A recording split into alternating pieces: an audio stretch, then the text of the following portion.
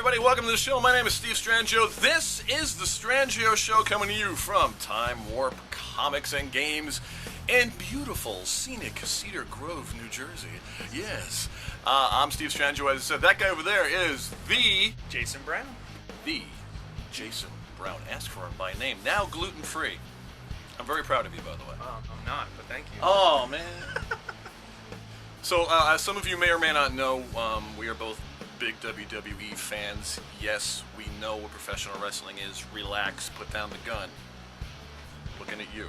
Don't do it. What do you say to people when you say you like professional wrestling? What is your response to that? Normally I don't tell them. Oh, what? No, so it's good that you're not saying it here. Yeah. So let's just talk about engineering. I don't want anybody to know. That's my number one rule about wrestling. Don't tell anybody. Soul. There's not a single person. No, if I do end up telling anyone that I do like it, don't tell anyone. But do, because it's good. It's worth watching now. Yeah. No, I do. I tell them that it's worth watching now. Yeah. Because it was bad, and we talked about that previously. Yeah. It wasn't as good as it's been, but now it's good, so it's worth it. Here's my theory on that. Every so often, they let it go a little tepid. Yeah. So people, because it's like, it's continuing. There's no off season. That's true. So you have to like throttle down a little bit. They get tired. They need some time off. Yeah. Take a break. Otherwise, it's never going to work. Little vacay. Just For yourself. Just relax. So we like to keep this show as current as possible when it comes to WWE because wrestling news is gone in a heartbeat. Last time we talked about SummerSlam. Yeah. You know what happened there. Slamming. The elbow right in Randy Orton's face and the whole deal. That happened. Backlash happened. It did. Yeah, and we finally both got a chance to see it. SmackDown pay-per-view. First time. So okay, you know. Is it the first? They know that's the first. They did a brand split in like 2008. I think so. Did they do separate pay-per-views then? Do you remember? I think they did. However, I don't think that it had as much weight as it has now. Yeah. Because like we did talk about in the previous one, they need content, and I hear they're going to like 18 pay-per-views now. They are, yeah. It's like there was already 12, and they're adding 7, I think. Yeah. And there's going to be specific show pay-per-views. Yeah. I think the next one is Clash of Champions, which is Raw only, and that's in 2 weeks. Yeah. And they're going to be quick now, which is kind of cool, kind of bad, because it's like you have a real short time to set up all your storylines. Yeah. But if they're doing it right, then it doesn't matter, you know? I don't think they can call it pay-per-views anymore. Because, Yeah. I mean, maybe, you know, in certain parts of the country there is a pay-per-view. Because of the network. Yeah, network, yeah.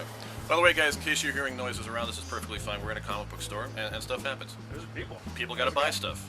Yeah. That guy over there, he runs the joint. So let's dive into it. I want to talk about Backlash, Backlash 2016. First match, we finally have a SmackDown's Women's Championship. Thankfully. And you know, spoilers. If you haven't seen the show yet, stop. Go watch it. Hammer time. And come back. Becky Lynch. Becky Lynch. Deservedly so. Last kicker. Last kicker. Kicked a lot of lasses. Oh, she's Irish. She You is. get it? And I love the way she talks too. When she's so sweet, then you hear her talking like, "That's that. Yeah, she's a last kicker. Hell yeah. Oh, so sweet. Don't hurt me. Don't hurt me."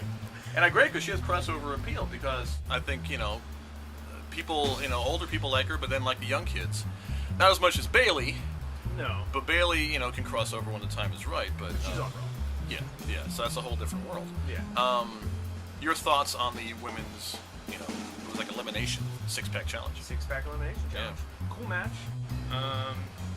I was kind of stunned Alexa Bliss went out first. Oh. I kind of thought she was going to be in the bottom 2. That Yeah. was going to be her and Becky. Yeah. Didn't see it coming. I think Alexa's great in the ring. Don't think she gets enough credit, really. Did you notice they're kind of doing the Harley Quinn angle with her? They did. Yeah. It was just for that pay-per-view, though. Yeah, I don't know. yeah. We'll see tonight? Tuesday? Whenever this is filmed. Whenever this is filmed? Yeah. On some Tuesday. Yeah. If she comes out again with the same ring attire, I don't know. I don't want her to. No, yeah, it felt like, some people do like special things just for pay-per-views, I mean, she had a great character in NXT, and she needs to follow that, and she's like, they call her the diminutive powerhouse. She's great on the mic. Oh, it's fantastic. And you need that, too. You know. And she used to be a gymnast and, like, D1 cheerleader. Wow, really? Yeah, and that's why she does all those, like, flips and stuff. Yeah. She has that great move, that insult to injury. I love the names that come up with it. I wish I was in the boardroom when this stuff happened. All right, like, your move's gonna be, like, the pancake frog guy thing, and you're gonna flip off the rope and, like, Oh, man, I was going to do the waffle hip-hop. Oh, God. Write that one for later. So, SmackDown Tag Team Championships. Okay, Usos versus the Hype Bros. I'm liking the Usos. I'm liking the dark turn. Heel turn. The heel turn was really, really cool. I like that. They, their new ring attire, they debuted. I hope they keep it. Yeah. I liked it. Yeah. I kind of like this, like, kind of thug swagger as they walked in. Does not work with the visuals. They got to change the opening. Yeah.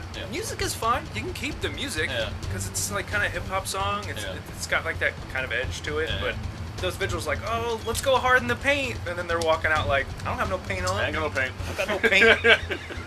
That would be their catchryphrase. Ain't got no paint. Ain't got no paint. Yeah, there you go. Great match. I like, that they are finally using the Hype Bros to their best advantage. They're fun. Was that? They're fun. Yeah, they're fun. And they have a lot to. They have a whole ladder to climb, which is really good. Yeah. Intercontinental Championship, Miz and Dolph Ziggler. Okay, so I don't see the whole thing on Talking Smack is I don't know if Daniel Bryan was saying it as real that he fights like a coward. I feel like there was some truth to that. Might have some truth in that. I kind of feel like Daniel Bryan doesn't pull his punches when it comes to what he wants to say, because if you watch more Talking Smack, I mean, it could be scripted, but from what we see, at least, he seems to just not care about what he says at all, which is refreshing. He's got the indie cred, so you need to build a good storyline on a reality, and since Miz came from reality programming, he kind of took it and he knew how to create that best promo, and that kind of brought him to the next level. It only took them how long? Yeah, I know. But he's a good worker, so you need to have that. For a coward. That's right, Miz. Oh no! He's gonna show up and do things. Come fight me now. Can we use that for an episode? That'll be a kick-ass episode. Yeah, if he just beats the crap out of me for like 10 minutes, that'd be great.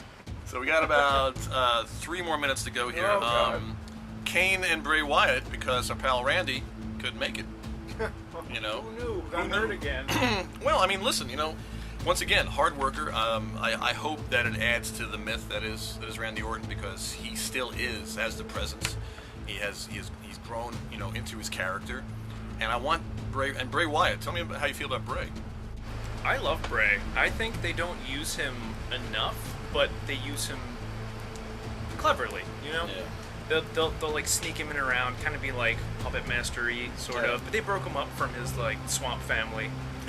Which I'm hoping that at some point they'll like intertwine. Maybe when Luke Harper gets off his injury, he'll go to SmackDown instead, because they have Rowan and Braun on Raw. Yeah. So I don't know.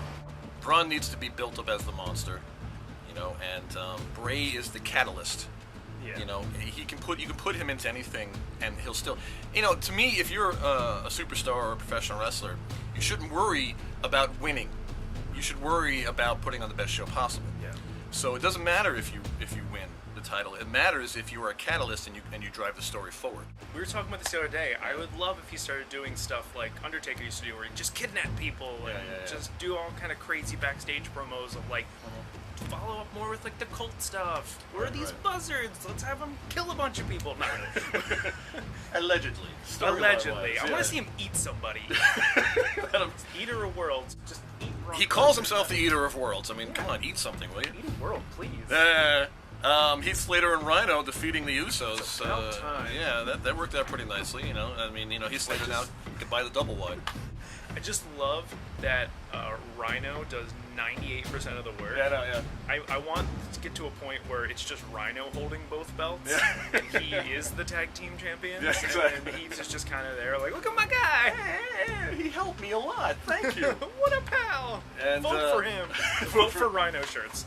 Great. He's actually, he's in real life. He's running for office. He's like the mayor of Michigan. Something like that, yeah, which is awesome. Fact check it. I don't know. In fact, look it up on the Google, kids.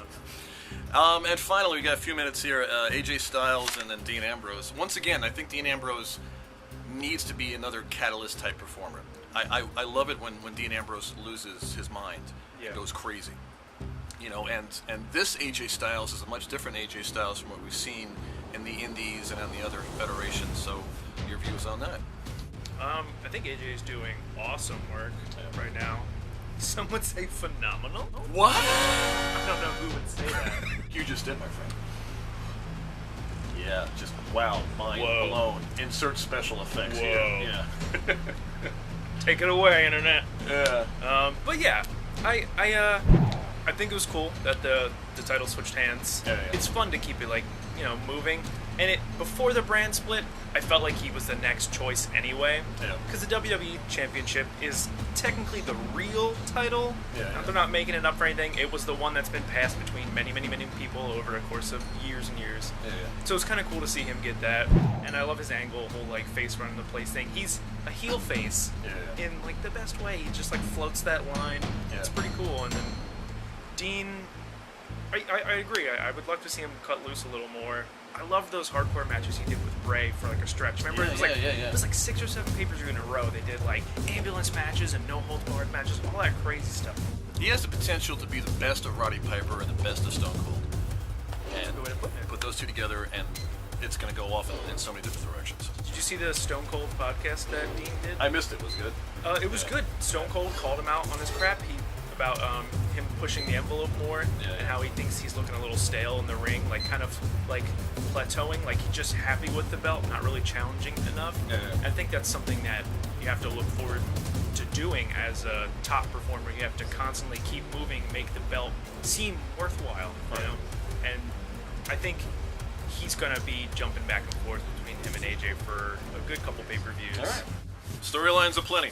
Yeah. All right, guys. Well, that's it for this wrestling-themed episode. Somebody actually told me even though they knew nothing about wrestling, they really enjoyed watching because they were baked.